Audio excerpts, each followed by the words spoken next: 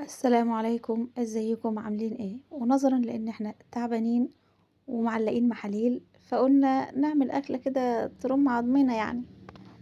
فعملنا طاجن رز معمر اهوت، وطبعا مش هنعمله لوحده بقى. فبما ان فيها طاجن رز معمر هيبقى فيها ديك، هيبقى فيها بالظبط كده. دبحنا ديك البرابر يا جدعان، وكنت خايفة وانا دبحاه بس دبحنا. هنبتدي ان احنا نشوحه مع بعض، بصلاية كده او اتنين صغيرين، ورق لورا وبهارات وفلفل اسمر. طبعا الملح في الفراخ البلدي او البط سيبيه في الاخر عشان ايه، ي... يعني يطيب بسرعة معاكي. طبعا حطينا هنا كل الحوايج بتاعته، اجنحة وكبدة وانثى وكل الحاجات دي، بس لقيت دي في الديك فحطها في الشوربة اكيد لا. طبعا دي بقى هنسيبها نعمل بيها ايه، حتة كبدة كده نقطعها على حتة كبدة. نعمل بيها شوية بسلة، شوية فاصوليا.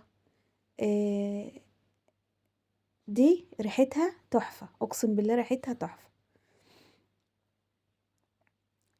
انا عادة بخزنها ان لما بلاقيها بصراحة يعني بخزنها، بس انا لقيتها في الديك فقلت هخزنها اعمل بيها اي طبيخ بقى. صينية بطاطس كده يعني تطعم الاكل يعني، وفي نفس الوقت ما يبقاش فيه زيوت كتير وكلام من ده. بصي بقى يا ست الكل، عشان الشوربة تطلع معاكي بيرفكت، تعملي ايه؟ هتصفيها بالمصفى دي. المصفى بتشيل التفل، بتشيل البذور بتاعة الطماطم، بتشيل الحاجات دي كلها. هنا بعد ما صفينا الطماطم، طبعا انا معرفتش اصفي وانا ماسكه التليفون. هنا بعد ما صفينا هنيجي حاطينها بقى في الحوض. تمام، لو كان في ميه سخنه او ساقعه هننزل الطماطم اللي هي على الحروف ديت اهي الطماطم بعد ما صفيناها في الكوز بتاع الخلاط. تمام، وهتستخدمي ميه الطماطم يعني تحطيها على الديك زي ما قلتلك كده. ده طبعا الديك بعد ما طاب، بما ان احنا هنتغدى وفي دروس وفي كده، فاحنا وضبنا الاكل على اساس ان احنا هنتغدى فما جوش الناس. فقلنا بقى ايه، نجهز الاكل.